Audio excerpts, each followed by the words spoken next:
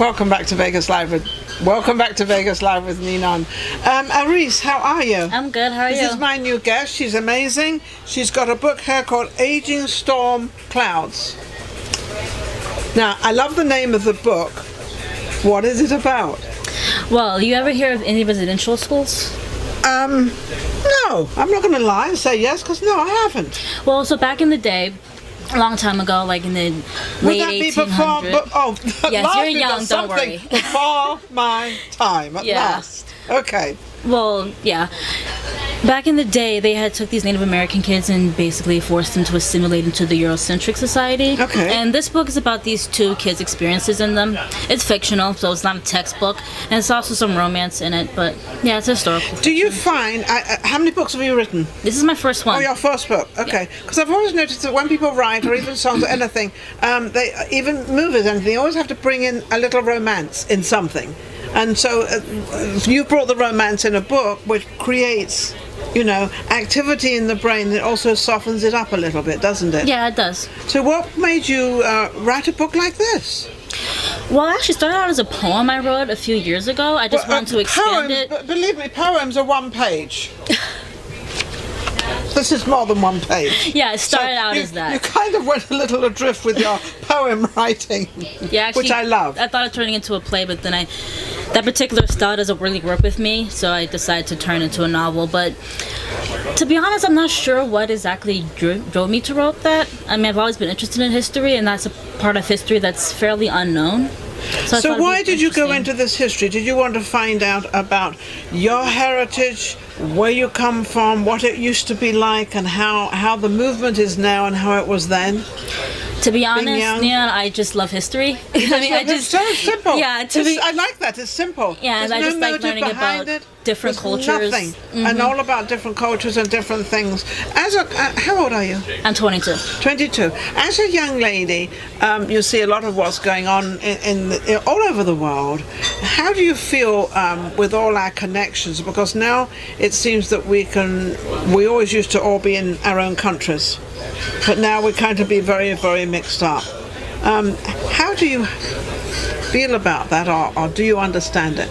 About modern technology and social media and how Well, it's not social media. It's actually people moving into different countries. They're from wherever they're from, and they move into America. Or like me, I'm English. I moved into America. So we've got a lot of people shifting around. And as a young person, you probably don't even notice it, right?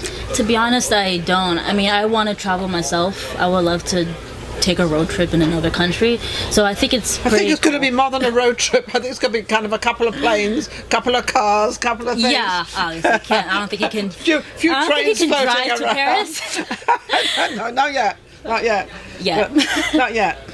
But actually, I think it's very cool. I think it's bringing us closer together as a society, and especially someone who wants to market my book and then more books in the future. I think it makes things easier. You have someone that's going to market this for you? Not yet. Not yet. So when you want somebody to market this, how are you going to do that? To be honest, I'm still kind of learning a little more about that. I think I need a publicist right now. Yes, you need a publicist. But, what about Amazon? It's on Amazon. Actually, the company that released this book, that the distributor is called Ingram, and Barnes & Noble uses it, Amazon, just about any book retailer. You can get this book on Ingram. Just about any book retailer uses it, so they can get it from Barnes & Noble, Amazon. There's also the ebook, and it costs half as much. Half as much on an ebook, which is Aging Storm Clouds. And a simulation memoir, but they could just type in Aging Storm Clouds. Aging Storm Clouds, they can put that in there. Yeah. So what response have you had from your book? You're a new writer, your first book. You must be very excited. I am. I wasn't expecting it to publish this early, expecting it a few years down. Yeah, so how did somebody come in to publish it for you? How did you do that? Well, after I wrote the manuscript, I had contacted multiple publishing houses, even without an agent, and I came across this one accidentally, actually. I don't remember the whole story. But I don't think it's accident. I think it just kind of come in because say, hey, I like this young lady. Faith. I think, faith. You got to believe in faith. But yeah, I had contacted them. I had talked to them on the phone a few times, forming a little relationship, and they told me they were interested in it, and they actually wanted to publish it. So I was really excited. Oh, that is exciting. Yeah, I mean, I'm excited for her, and I have nothing to do with the book. It took a few months. There was editing, the copy picture of the book, the cover, of it. Yeah, the cover's rather unusual. I didn't really. Yeah, I didn't come up with that. They did it at the publishing house. Okay, they've got like sort of clouds, which is like a thunderstorm over this girl's head. It's a guy's head. Yeah. Oh, excuse me, it's a guy. Sorry. And I was looking at the shoulders, actually. I was looking at his waistline, thinking it was a woman. Anyway, and then they've got all these crosses over the back of him. What is all that? Do you know what that all means? Well, yeah, throughout the book. See, in these schools, these kids were abused, and you see a lot of it in the book, and a lot of it was pretty horrific. So I thought that the cover should reflect that, and also it kind of grabs attention as well. And they understand exactly what they're going to start reading about. Yeah, I thought a lot about the cover and the back as well, because that's what grabs attention. Your thoughts on these children being used and abused and in the 1800s, I guess is what you're talking about. 1800s, 1900s. 1900s. The last residential school closed either in 1996 or 1980 something. Oh, really? Yeah, so it lasted a pretty long time. And in what country was that last one? The United States and Canada. The United States, I think they ended in the 1920s, but Canada until fairly recently. So really? Yeah, it was surprising to find that out. Yeah, as I was writing the book, I was researching these are kind of homes where children are, and is it? What are these codes or what? They're Native American children from American. Yeah, from tribes all over the U.S. and Canada. And Canada. That's I'm trying to think. We were talking about the U.S. and then we got involved in Canada. Yeah, both. So they're both like tribes and things. Why were the children treated so badly? Did you ever kind of find that out, or just because they were children, then they had no say in the matter? I mean, the biggest thing was they wanted to assimilate them. They wanted to get them out of that culture, and so that they can, I guess, fit into the Eurocentric society. Yes. Yeah, and to be honest, I don't know why they were abused. I mean, since I wasn't there, I can't really answer that. But no. But I was thinking of reading about it and getting all the knowledge about it and sort of the research and everything else. Were you surprised? To be honest, not really. I mean, I know, funny, isn't it? I know that we have a pretty brutal history of that kind of stuff in this country, so it wasn't really surprising to find it out. What was surprising was just to find out how little known. How I mean, I'm one of them. I know a little, but not. You have a question? Yes, Sydney would like to know how long did it take her to write it? Oh, the question is, Sydney. Hi, Sydney. How you doing? I called you earlier. You didn't call me back, but you will call me after the show. Anyway, she wants to know how long she wrote the book. How long did it take you to write it? It took me about 8 months. That's not long. Yeah, along with school and work, about 8 months. Kind of surprising, to be honest, but I thought it would take longer. But yeah, 8 months. So was that 8 months because of all the research you did? So you kind of did the research and put it into book form? Yeah. Kind of. Yeah, actually, I heard about the schools back in like the 4th grade, so I knew a little bit about them, but to do more research, I had to write the book. Did you a actually little at a in-depth very research. young age researched all this and knew about it. Well, yeah. Well, I first found out about it with this speaker in the 4th grade. This program called Books to You. Yeah. She would talk about books and get us to buy them. And she caught your attention. Yeah, one book in particular was something similar to the Bozo children's book. I don't remember what the book was called, but that's when I first heard about them. Yes. I didn't hear about them again until college. I was reading some textbook, and I guess I was just interested in the subject, so that's when I had researched it. And again, this actually started with a poem a few years ago. Yes. Now, when the poem is a little different, but I just wanted to expand. kind of elaborated on it. Yeah, I wanted to expand it. And I guess my message is out there is do not ever underestimate our younger generation. I had another show called Voices of Tomorrow for 16 years, and the talent that our younger generation, everybody says, oh, you sit there and you're stupid, you're this, you're that. They are not. Our younger generation are amazing, and this is an example, because she's only 22 now, and she really started researching this and doing this much younger, and it's funny how the teacher got your attention.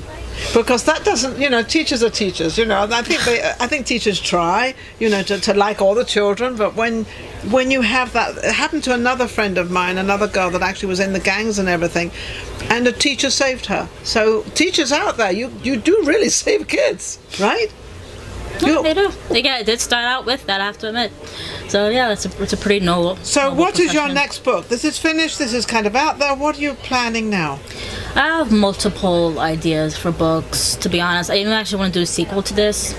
But right now, I'm actually I want to ghostwrite fiction books as well as speeches, so I'm kind of marketing that right now. So you That's want to what be a I'm focusing- ghostwriter? Yeah. Does anybody? I'm sure you all know what a ghostwriter is out there. Somebody else has a story, they don't write it, she will write it. But the only problem when you're a ghostwriter, nobody ever knows who you are. That's the problem, because you can't.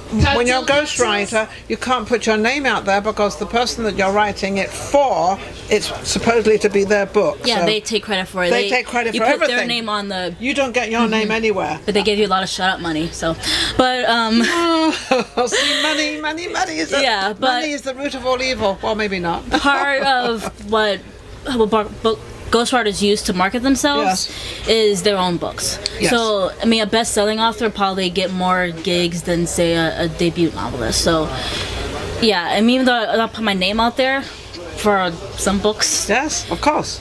marketing my own, that is, I know what's going to build up my credibility. Isn't it amazing? Actually, it's Sid who just asked this question. He's a writer, and he's written a couple of books and everything. He writes books about the real estate and money and all that stuff. And sort of. But I admire of you. You've put yourself into this challenge of finding out so much stuff. What is in your history and what you like? What do you really like to study in history and write about? Different cultures, and I am interested in Native American literature. I found that to be pretty interesting. I'm also fairly interested in European history as well. Overall, I just like European learning history is so much older, though, isn't it? I mean, I'm not sure. Well, it is. I mean, I like learning about different cultures Yes. across the globe. Yes. So, I think there was a famous, I don't know, I'm sure there's a book about it, about the Indians and the famous massacre. Wounded Knee? Wounded Knee by I any think chance? it's yes. See, she knows what it is. She knows what I'm talking about. Even if I don't know what I'm talking about, I do. But overall, I know the genre that sells the most is romance.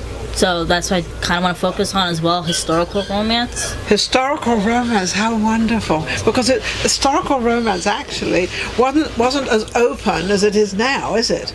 I mean, now things, especially living in Vegas. But apart from that, it is very sort of people are more open with it, more, they're free with it. Whereas years ago they were kind of, you wouldn't hold hands or you wouldn't kiss in public. Yeah, I actually read an article about that particularly romance in the erotic literature has gotten more vivid and less abstract over the years. Yes. So that's, I guess, pretty interesting. And even with television, I mean, back then the couples didn't even share a bed in television. So, and then now it's the norm. Now they show everything. Forget the bed. They show the whole thing now. I think the Flintstones was the first cartoon to do that too. It's interesting. Who? The Flintstones. I think that was the first cartoon to actually where the couple shared a bed. Oh, that's right. She knows her history, doesn't she? So, do you study all day and every day, and sort of keep yourself up to date with what you want to do? Yeah, like I said, right now I'm just trying to market my ghostwriting, but yeah, overall I do read a lot of articles, study not just history, but I look for ideas. Yeah, something different. Different things to write about, and again, try to get readers' attention because I want to go with what sells, what people like, and most people find history She just said one of the so. greatest things. Always remember this. She just said the greatest thing out there. She said she's trying to get her readers' attention, and that is one of the key things to anything in life, is to get what you're doing their attention.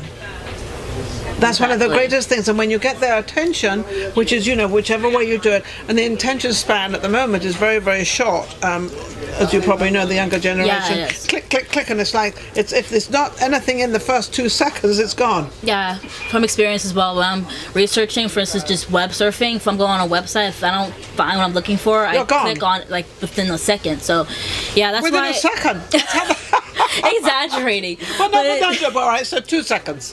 Okay. Yeah, but that's why I spend a lot of time on the cover, both the front and the back.